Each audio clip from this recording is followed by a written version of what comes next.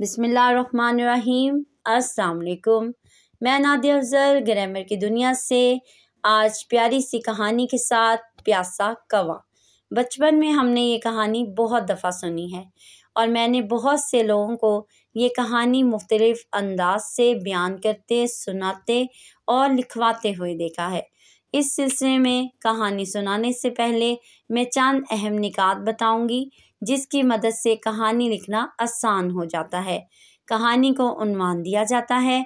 कहानी के लिए इमदादी अल्फाज होते हैं जिनकी मदद से कहानी में मौजूद जुमले बनाए जाते हैं। इमदादी अल्फाज जैसे गर्मी, कौवा, प्यासा, तलाश, कंकर, बाग, प्याला और तरकीब। कहानी शुरू करते हैं। कहानी का उन्वान है प्यासा कौवा।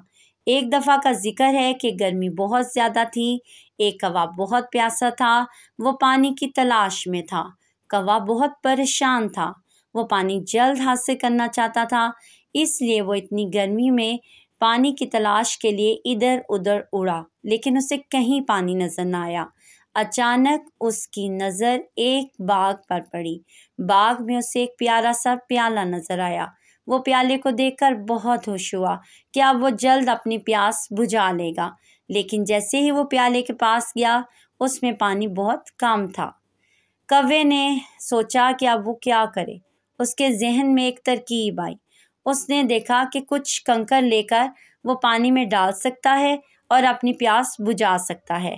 वो इधर उधर उड़ा। उसने देखे कि कुछ कंकर घास पर पड़े हुए थे।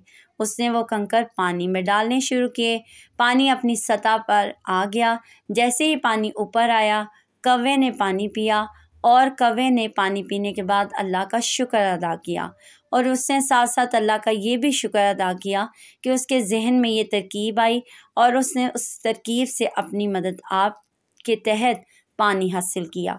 इससे हमें ये सबक मिलता है और इसका नतीजा भी यही है कि मेहनत करने वाले को अल्लाह दोस्त रखता है और जो मेहनत करता है वो कामयाब होता है।